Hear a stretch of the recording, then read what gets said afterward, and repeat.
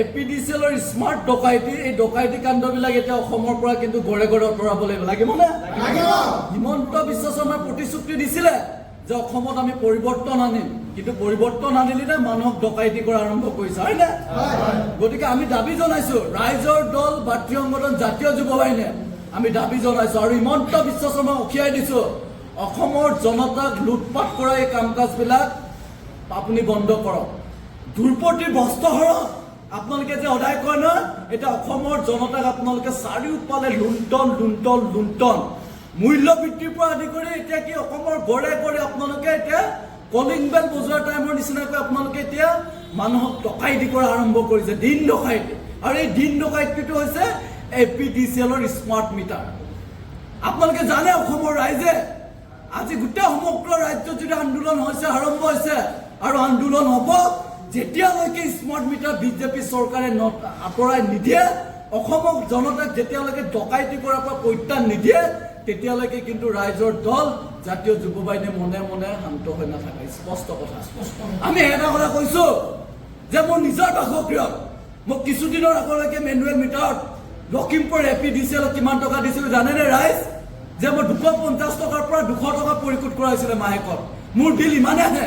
আৰু আজিৰ তাৰিখত এপিডিচিএল স্মাৰ্ট মিটাৰ যিটো ডকাই দিয়ে, মোৰ নিচিনা ঘৰৰ পৰা লাখ লাখ ঘৰৰ পৰা কি কৈছে 250 টকা বিলৰ বিনিময়ত এতিয়া সপ্তাহে সপ্তাহে মই 500 টকাৰ পৰা 600 টকাৰ ৰিচাৰ্জ কৰি মোক ডকাইতি কৰা পৰিলক্ষিত হৈছে। আৰু মই মনে মনে বহি থাকিম। আজি বিজেপি চৰকাৰৰ বহু সদস্য এতিয়া জ্বলি পকি মৰি আছে, কিন্তু হিমন্ত বিশ্ব শৰ্মা ডাঙৰীয়া, আমি বিজেপিৰ কিছুমান মানুহ লগ পাওঁ ৰাজপথত যে আমাৰ সঁচাকৈ এই চৰকাৰখনে বেয়া কাম কৰিছে। মোৰ নিজৰ ঘৰত আগতে 200-300 টকা বিল পৰিশোধ কৰিছিলোঁ, এতিয়া কিন্তু 1000ৰ পৰা 2000 টকা পৰিশোধ কৰিবলগীয়া পৰিস্থিতি হৈছে। এয়াই পৰিৱৰ্তন। হিমন্ত বিশ্ব শৰ্মাই যে পৰিৱৰ্তনৰ কথা যে সদায় সভা সমিতিয়ে ধুৱাইছিলে, মানুহক যে জুৰুলা কথা ভুৱা প্ৰতিশ্ৰুতি দিয়ে আপোনালোকে এয়াই পৰিৱৰ্তন কৰিলে নেকি? মানুহক টেক টেককে চোৰে কি কৰে, লুকাই ডকাইত কৰে, মুখত উপা মাৰি, হয় নাই? কি হয় মাৰে নাই? কিন্তু এতিয়া বিজেপি চৰকাৰে মানুহক অপেন ডকাইতি কৰা পৰিলক্ষিত হৈছে।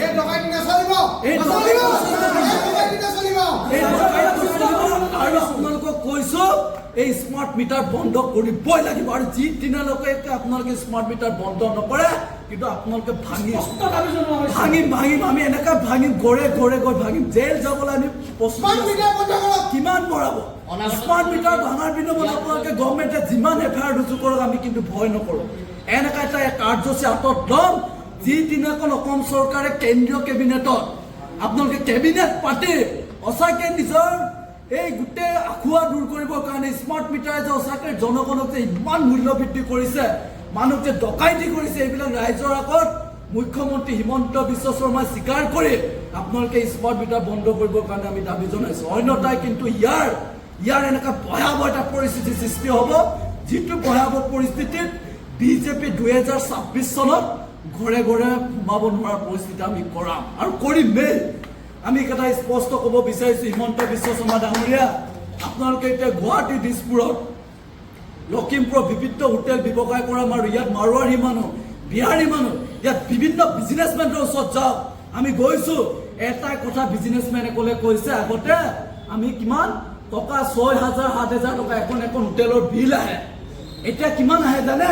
15,000 পৰা 20,000 টকা। তাৰমানে এতিয়া দোকানত মানে এটা ফেন চলাব নোৱাৰে, এটা লাইট জ্বলাব নোৱাৰা পৰিস্থিতি হৈছে।